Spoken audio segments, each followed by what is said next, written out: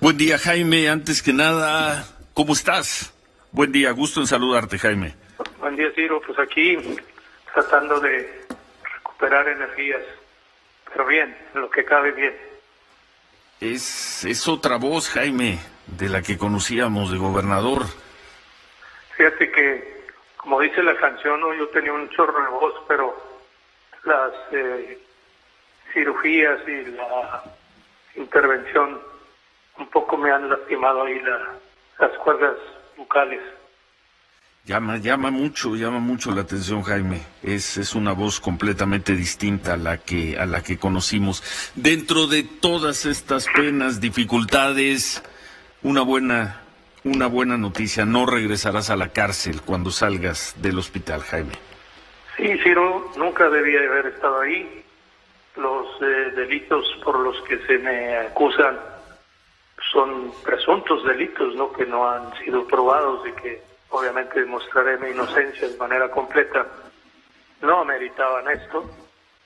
Las razones pues no son obviamente legales, fueron razones políticas por los momentos que vive el Estado, y evidentemente pues yo nunca he evadido la justicia. Tú eres testigo que siempre lo he dicho, ¿no? Que el ejercicio público tiene consecuencias y uno tiene que enfrentarlas, pero enfrentarlas legalmente y con el derecho que le asiste a cualquier ciudadano de la presunción de inocencia, cosa que en estos procesos obviamente muchas cosas fueron violentadas, ¿no?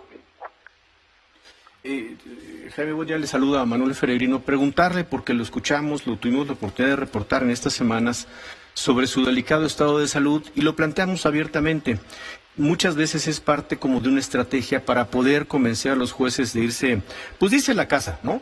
Pero también hemos sabido que su estado de salud efectivamente es delicado. Se lo pregunto a usted directamente para que no sea a través de un tercero. ¿Su vida está en riesgo? Pues sí, veo que estuvo en una situación complicada. Desde antes, después de la detención, yo tenía algunos problemas que estaba yo tratándome.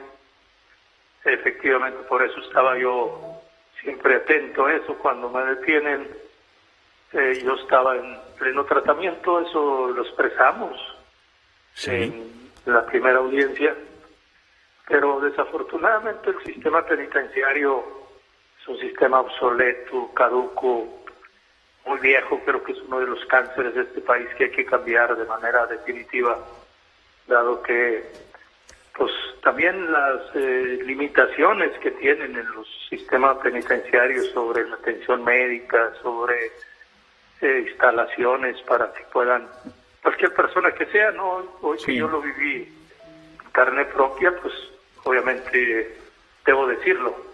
No, nunca nosotros hemos pensado, Ciro, tú me conoces, yo soy un hombre que se sabe enfrentar a las adversidades, que sé que cualquier acción del servicio público tiene y tendrá críticas y consecuencias. Sin embargo, pues hicimos lo que teníamos que hacer.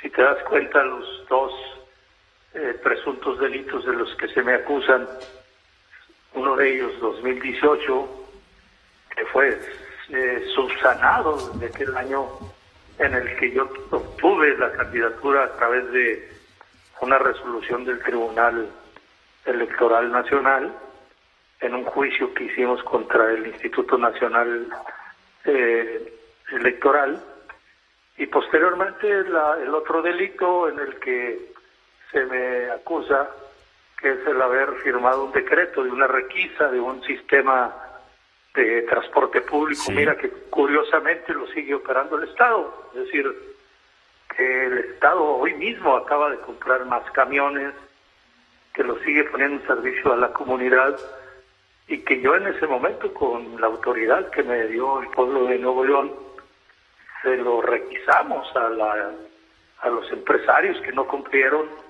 de manera arbitraria, porque desde el inicio de ese proyecto pues todo estuvo basado en la corrupción, en la complicidad, inclusive de la institución Banobras, ¿no? Que fue quien otorgó un crédito en el que el Estado no tenía nada que ver.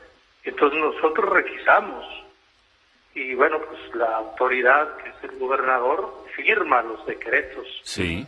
Y de eso se me acusa, ¿no? Pues se me acusa Sí. y se me determina prisión preventiva oficiosa en 36 horas, mi querido Ciro, que ni siquiera fui notificado, ni siquiera, y es una denuncia del año 2016, imagínate. Sí, ahora la posición, la dureza del gobernador de Samuel García contigo es inaudita. ¿Acaso solo comparable con la de Javier Corral con César Duarte? Todavía la semana pasada dijo, miéntenle la madre al Bronco por el tema de la falta de agua. Bueno, lo habrás oído, Jaime, o te lo habrán reportado. Lo podré decir ahorita Miéntenle con toda la madre a un hombre que está en la cárcel, que está en el hospital, que está enfermo.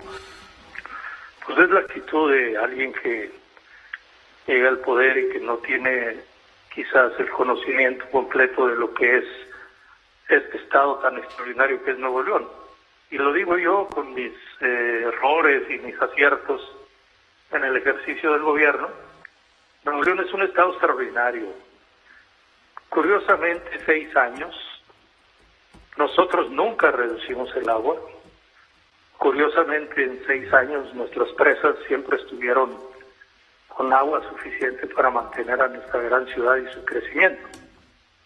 El problema es que cuando llegas al gobierno y dices que todos son corruptos y que todos son ratas y que todos son todas esas expresiones que finalmente no son ni deben de ser de alguien que deba o pretenda gobernar un estado tan amplio como tú lo conoces en Nuevo León, tan lleno de universidades, de cultura, de educación. Nosotros dejamos un estado en los primeros lugares de generación de empleo, los primeros lugares de cobertura educativa, ampliamos todo el sistema del metro, modificamos todo el sistema de salud, tan es real que hoy Nuevo León es el estado que mejor está saliendo en el sistema económico en el tema de la pandemia. Se dedicamos los recursos pocos que teníamos, con escasez, pero que bien utilizados, y finalmente pues el gobernador no puede convertirse en juez, o sea, no es un juez. Aquí hay una fiscalía autónoma en la que yo no decidí quién fueran los fiscales. Hay un proceso, Nuevo León es un ejemplo también en eso, que nosotros lo permitimos en su momento, en el que los fiscales, tanto el de anticorrupción, tanto como el fiscal general, son entes decididos con una comisión y luego filtrados en el Congreso, y el gobernador solamente tiene el derecho del veto a una persona de 4 que propone el Congreso. Sí. Oye, entonces, cuando existe una complicidad por presiones políticas entre el Ejecutivo y el Poder Judicial, estás mandando señales equivocadas a muchas cosas, a la inversión, a aquellas personas que quieren invertir. Mucha gente está en los sistemas penitenciarios de manera injusta, precisamente por esas intervenciones del Ejecutivo. Y yo creo que el Ejecutivo, con todo el respeto, lo digo para cualquier gobernante, pues lo que se debe de estar metido y completamente metido son los problemas, pero pues ya las viste, soluciones que se tienen que tener del día a día. ya viste cómo se ha expresado.